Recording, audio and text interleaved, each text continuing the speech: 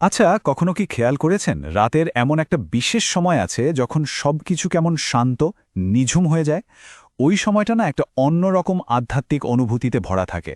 চলুন, আজ আমরা ঠিক সেই গভীর রাতের রহস্য আর তার মধ্যে লুকিয়ে থাকা একটা বিশেষ আহ্বান নিয়ে কথা বলবো।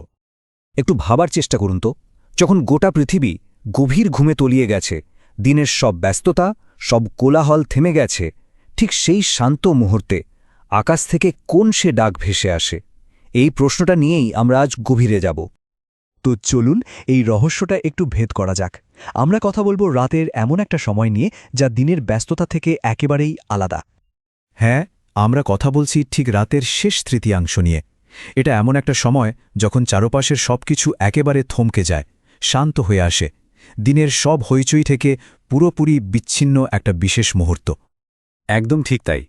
এই সময়টাই মনে হয় যেন পুরো পৃথিবীটা নীরবতার চাদর মুড়ে নিয়েছে। যখন প্রায় সবাই ঘুমের গভীরে, তখন এক অদ্ভুত প্রশান্তি নেমে আসে চারপাশে। আর এই নিস্তব্ধতাই কিন্তু মুহূর্তটাকে এতটা খাস করে তোলে। আর এই নিস্তব্ধতার মধ্যেই কিন্তু লুকিয়ে আছে আসল ব্যাপারটা। কারণ ঠিক এই শান্ত সময়টাতেই আসে এক বিশেষ এবং সরাসরি ঐশ্বরিক আমন্ত্রণ। হ্যাঁ, এটাই সেই ডাক। একটা শান্ত কিন্তু অসম্ভব শক্তিশালী আহ্বান, যা সরাসরি মহান স্রষ্টার পক্ষ থেকে আসে। আর এই ডাকের মধ্যে মিশে আছে ক্ষমা আর করুণার এক বিশাল প্রতিশ্রুতি। ইসলামিক বিশ্বাস অনুযায়ী এই সময়ে স্বয়ং আল্লাহ পৃথিবীর সবচেয়ে কাছের আসমানে নেমে আসেন। এখন ইসলামিক স্কলাররা এই নেমে আসাকে তার বিশেষ রহমত আর মনোযোগের একটা রূপক হিসেবেই ব্যাখ্যা করেন। আর ঠিক এই কারণেই কিন্তু রাতের শেষ প্রহর এতটা মহিমান্বিত আর আধ্যাত্মিকভাবে গুরুত্বপূর্ণ। তো এই যে একটা আহ্বানের কথা আমরা বলছি, এটা কি শুধুই একটা কথা? না, এর পেছনে রয়েছে এক শক্তিশালী ভিত্তি। এটা কোনো সাধারণ কথা নয়, বরং এটা একটা ঐশ্বরিক প্রতিশ্রুতি। দেখুন, এটা সহিহ বুখারী থেকে নেয়া একটা হাদিস। হাদিস হল নবী মোহাম্মদ সাল্লাল্লাহু আলাইহি ওয়াসাল্লামের কথা ও কাজের সংকলন, আর সহিহ বুখারী হল সবচেয়ে নির্ভরযোগ্য গ্রন্থগুলোর একটি। এর মানে হল এটা কিন্তু কোনো কল্পনা বা বানানো কথা নয়, বরং এক সত্যিকারের সরাসরি আমন্ত্রণ। তাহলে কি দাঁড়াচ্ছে?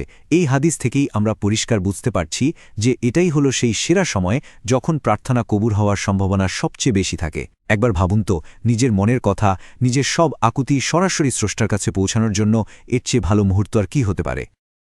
আচ্ছা, এই প্রার্থনার মাহাত্ম্য তো বোঝা গেল, কিন্তু এটা আমাদের জীবনে কিভাবে একটা বড় পরিবর্তন আনতে পারে?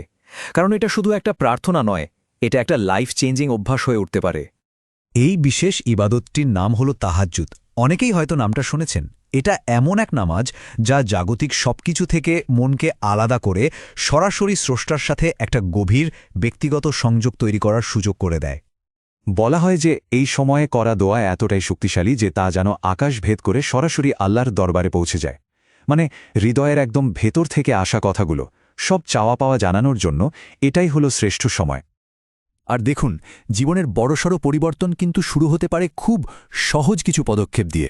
যেমন ভোরের একটু আগে জেগে ওঠা, আন্তরিকভাবে প্রার্থনা করা, আর ঠিক সেখান থেকেই কিন্তু জীবনের একটা নতুন অধ্যায়ের সূচনা হতে পারে। তাহলে শেষ প্রশ্নটা কিন্তু এটাই, রাতের এই গভীর নিস্তব্ধতায় যে একটা রূপান্তরের ডাক আসে, সেই ডাকে সাড়া দিয়ে নিজের জীবনে একটা ইতিবাচক বদল আনার জন্য মন কি সত্যিই প্রস্তুত? এই উত্তরটা কিন্তু অন্য কেউ দেবে না, এটা যার যার নিজের ভেতরের ব্যাপার।